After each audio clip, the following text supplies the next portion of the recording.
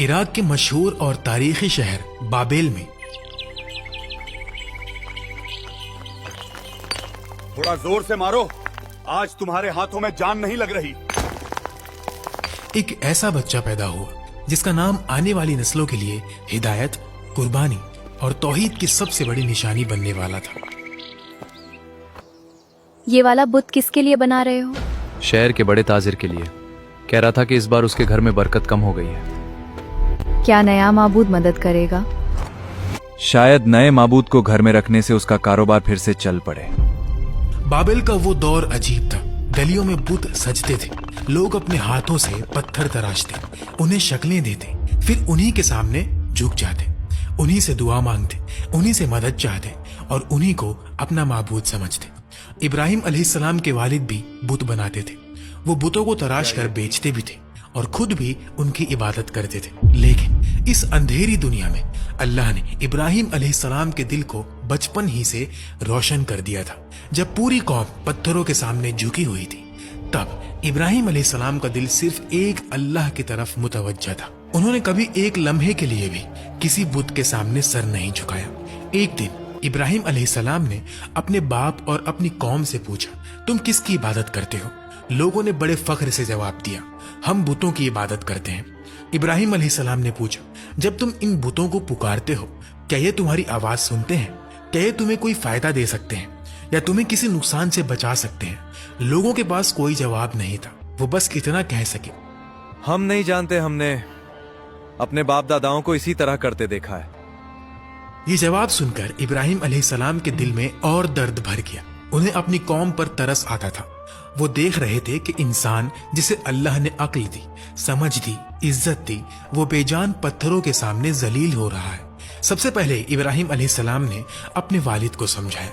उन्होंने निहायत अदब, मोहब्बत और दर्द के साथ कहा, अब्बा, मुझे ऐसा इल्म दिया गया है जो आपको नहीं मिला।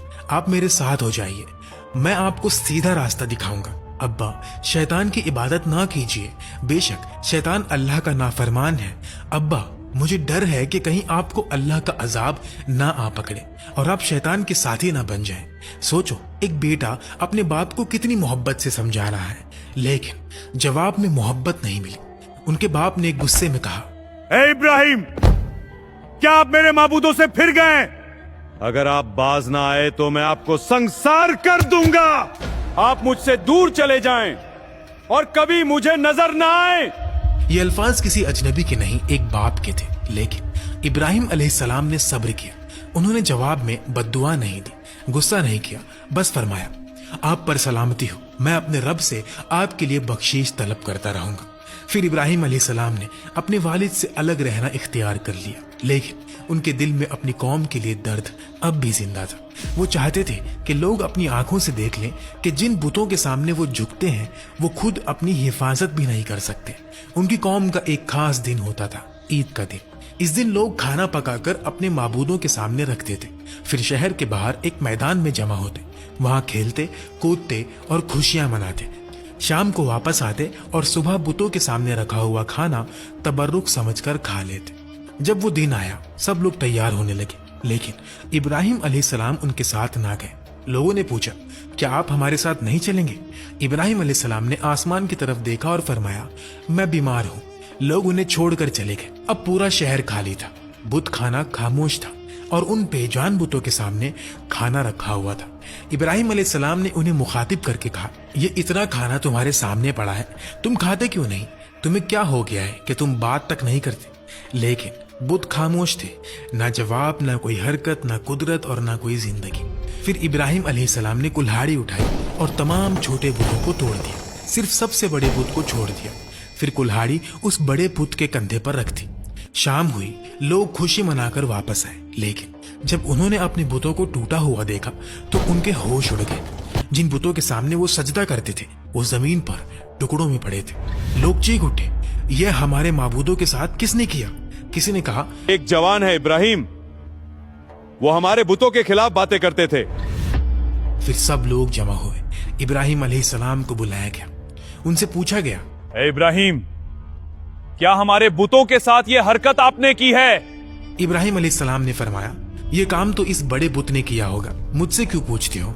अपने माबूदों से पूछ लो कि उनके टुकड़े किसने किए। ये जवाब सुनकर सब लोग एक पल के लिए खामोश हो गए। उनके ज़मीर ने गवाही दी कि इब्राहिम सच कह रहे हैं।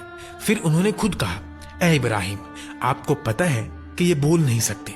बस यही वो लम्हा था जिसका इब्राहिम अलैहिस्सलाम इंतजार कर रहे थे। उन्होंने फरमाया, फिर तुम अल्लाह के सिवा उनकी इबादत क्यों करते हो जो तुम्हें ना फायदा दे सकते हैं ना नुकसान पहुंचा सकते हैं। अफसोस है तुम पर और उन पर जिन्हें तुम अल्लाह के सिवा पुकारते हो।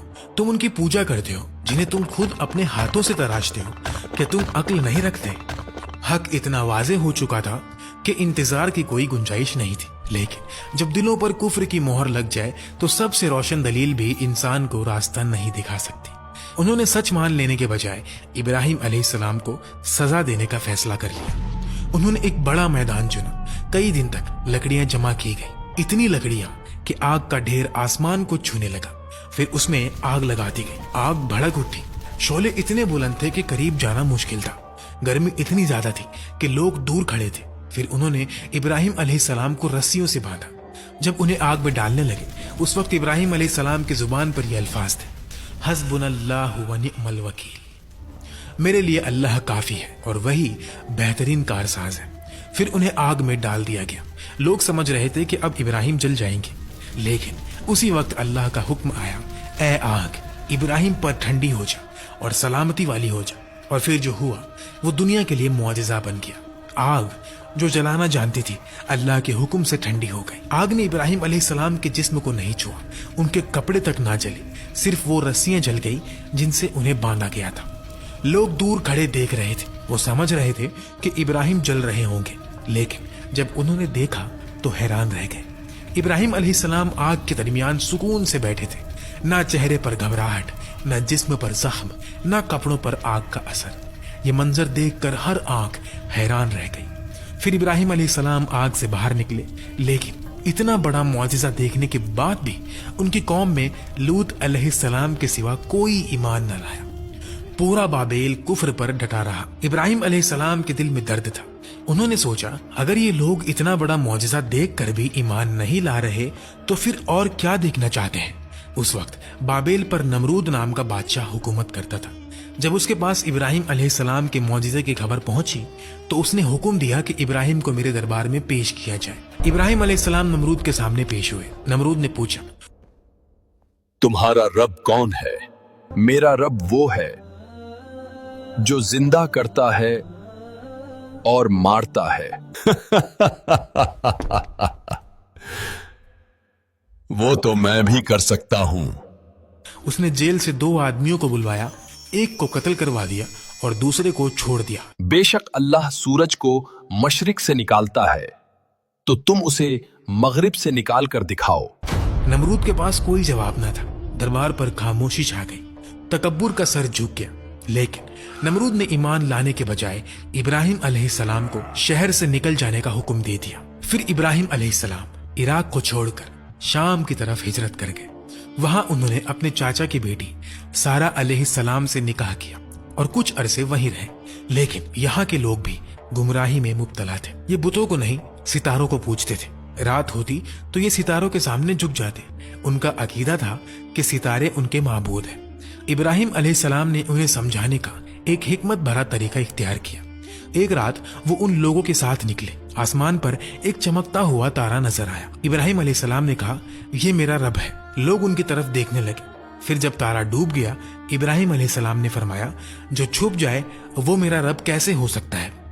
अगली रात चांद निकला। इब्राहिम अलैहिस्सलाम ने कहा, ये मेरा रब है। लेकिन जब सुबह हुई और चांद भी छुप गया तो फरमाया, ये भी रब नहीं हो सकता। तो इब्राहिम अलैहिस्सलाम ने अपनी कौम को हकीकत समझाई, ये सब मखलूक है, इनका खालिक कोई और है। मैं उस अल्लाह की इबादत करता हूँ जिसने आसमान और जमीन को पैदा किया। लेकिन यहाँ भी लोगों ने इनकार किया। इब्राहिम अलैहिस्सलाम ने फिर हिजरत का फैसला किया और मिस्र जा पहुंचे। मिस्र के बादशाह को खबर मिली कि एक शख्स हिजरत करके आया है और उसके साथ एक औरत है जो बहुत हसीन और जमील है। उस जालिम बादशाह ने अपने आदमियों को भेजा कि उस औरत को मेरे पास लाओ और पता करो कि उसके साथ जो आदमी है वो कौन है। अगर वो उसका शौहर हो तो उसे कत्ल कर देना। अल्लाह ने इब्राहिम अलैहिस्सलाम को इस साजिश की खबर दे दी। इब्राहिम अलैहिस्सलाम ने सारा अलैहिस्सलाम से फरमाया, अगर वो तुमसे मेरे बारे में पूछें तो कह देना कि मैं तुम्हारा भाई हूं।